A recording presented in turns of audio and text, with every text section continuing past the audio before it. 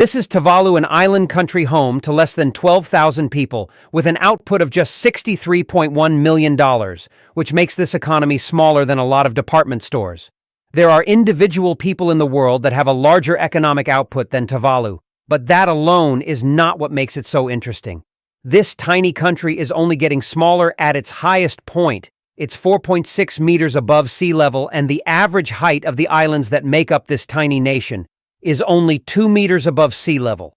Sea levels around the country have been increasing by an average of 3.9 millimeters per year, which might not sound like much, but it builds up quickly over decades with seasonal tides and regular weather activity combined with the country's low height.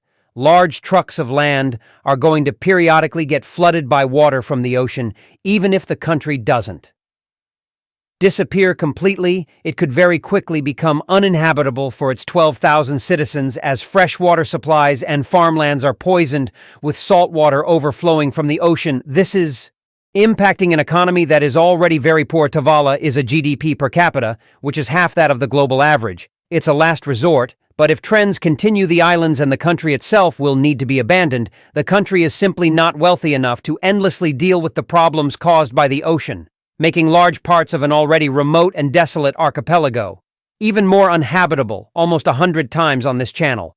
We've explored nations and used the term economy, or I'll listen to changeably with country. But what does to changeably with country, but what does an economy look like? If those borders have been abandoned, Tuvalu is an extremely interesting, albeit tragic case study into the extremes of what an economy really means and who it's there to serve.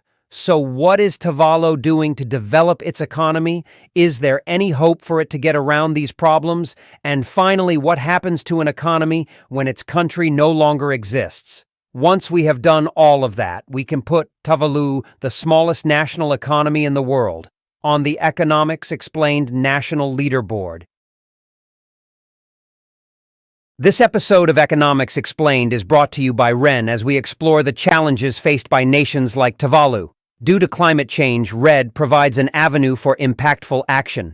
REN provides an accessible solution using their platform. You can calculate your carbon footprint, essentially the total set of greenhouse gas emissions caused by your lifestyle. By supporting a range of carefully assessed projects, you can offset this footprint. For instance, one project empowers indigenous Amazonians to protect their rainforests using satellite monitoring and drones. Compensating your carbon footprint means funding initiatives that remove or prevent the same amount of CO2 that your activities emit, thereby neutralizing your environmental impact. Not only can you mitigate your carbon footprint with REN, but you can also offset the remaining portion, contributing meaningfully to the global fight against climate change. REN ensures transparency, providing monthly updates on each tree planted, acre preserved, or ton of carbon offset due to your contribution. Addressing climate change requires collective consciousness and proactive involvement. Participate in effecting this change with REN.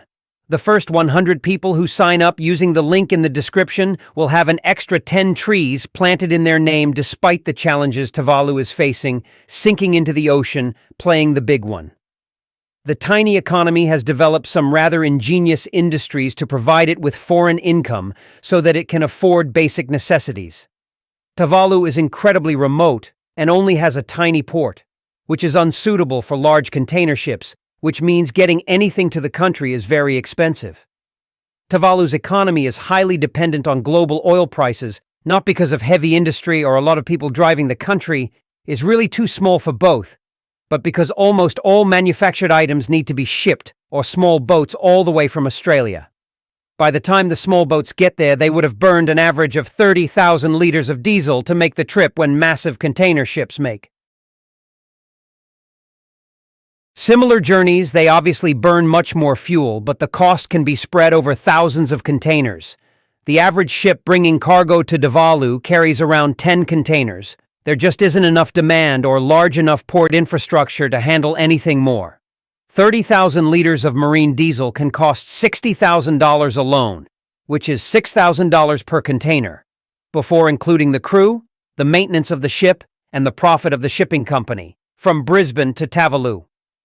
The average quote that we got for a standard 40-foot shipping container was 15,000 Australian dollars, which is roughly 10,000 US dollars. Despite the fact that the economy is relatively poor, the cost of living in Tuvalu is very high, especially when factoring in imported essentials like medicine technology and a lot of food.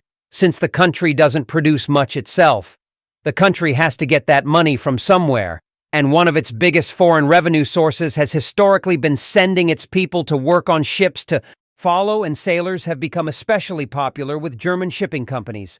Their natural affinity to the sea and low salary expectations made them highly desirable crew members on container ships and recreational cruise liners.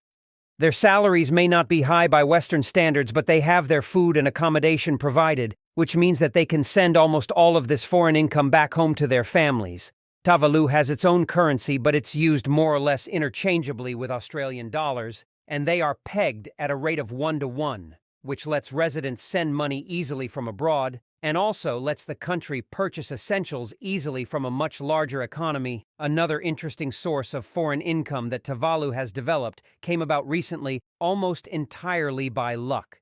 Twitch.tv is one of the largest video streaming sites in the world. Most people would reasonably presume that the .tv stands for television, a widely used acronym for broadcast entertainment. However, Twitch.tv actually stands for Twitch.Tuvalu.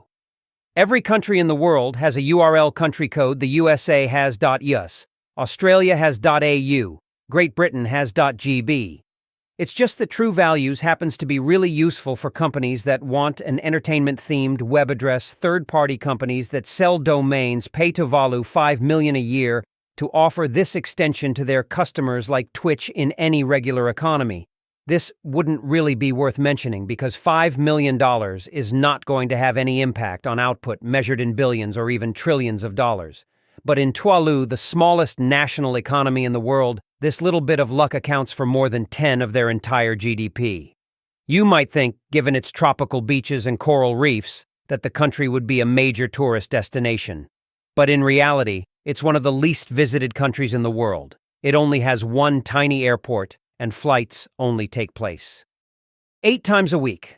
Most of the time, the country's international airport is used as a football field.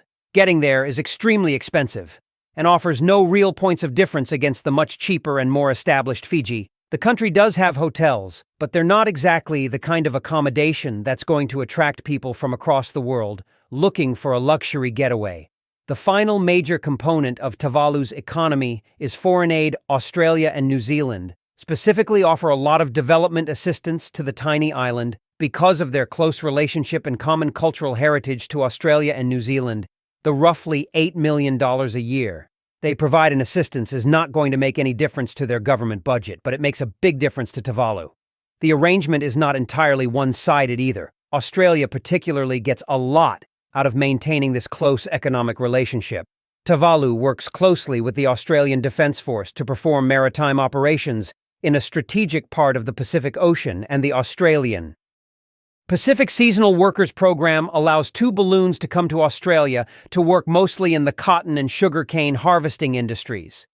It's tough work, but it's not that different from most of the work done on the island, but it does pay a lot better, providing Tuvalu with yet another source of foreign income, and Australia with workers to do the jobs that US regular lazy Australians don't really want to do. As idyllic as the country may look, with its tropical beaches, crystal clear blue water, and flowing palm trees. It's important to remember that this is still an undeveloped country. The people of Tuvalu have the same issues with poverty as a lot of countries in sub-Saharan Africa.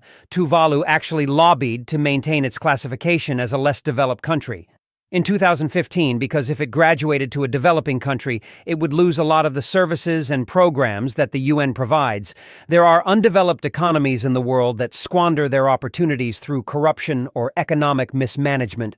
Tragically, some of the poorest countries on Earth are the richest in natural resources. They just don't have the systems in place to capitalize on this wealth. Tuvalu, on the other hand, does have a solid democracy, and corruption is pretty low. It just lacks any of the resources that could make it a developed economy, even if the economy was managed perfectly. It doesn't have any natural resources, it's too remote to trade effectively, and it just doesn't have enough people to make any industries viable. Beyond subsistence, Tuvalu has proposed a number of solutions to deal with the problem of sinking into the ocean. One of the most effective things they can do is simply make their problems visible on the world stage in an attempt to slow down and eventually reverse rising sea levels. But the more direct solutions, like building a giant with the problem of sinking into the ocean, one of the most effective things they can do is simply make their problems visible on the world stage in an attempt to slow down and eventually reverse rising sea levels. But the more direct solutions, like building a giant, seawall, dredging additional landmass, or even building a floating island, are all going to cost too much for the tiny economy to afford. So what happens to an economy when its country is abandoned? Tuvalu is probably still a few decades away from needing to be abandoned, and it's not something that's going to happen overnight, but already it's becoming less and less viable for people to live there. Ocean water is making its way into freshwater supplies, so crop yields have been steadily declining. Overfishing of surrounding waters has also meant that the two balloons haven't been able to catch as many fish for themselves, cutting down on their main source of food and their biggest self-sufficient industry. Tuvalu is not going to be abandoned overnight, but its capacity to economically support people, even with very basic living standards, is going to continue to decline, and citizens are going to move out to find better living standards in neighboring countries like Fiji or the comparatively major economic centers in New Zealand and Australia long before it ever gets washed away into the ocean. It will just lose the ability to be a functioning economy. The people living and working to improve the lives of themselves and their country will stop well before that. Some plans to propose recreating the island in virtual reality. But realistically, that was just an attempt to grab headlines and bring attention to this country's desperate situation for a culture that is built so strongly around community and a connection to their land and the ocean. It's not going to be an easy step to take. But in the coming decades, the country is probably going to need to relocate to other islands in the region or land in places like Australia. The government has maintained that this is the last resort, but it might be a better alternative to losing the community entirely. Okay? Now it's time to put Tuvalu, the world's smallest economy, on the Economics Explained national leaderboard, starting as always with size. Tuvalu has a GDP of just $63.1 million, which means it produces less economic output than a lot of office buildings. As the single smallest economy in the world, it can only get a 0 out of 10. That tiny output figure is produced by a tiny population with very limited resources in uncompetitive industries. Even though Tuvalu only has a population of 12,000, its GDP per capita is still only 5,632, which is roughly half of the global average.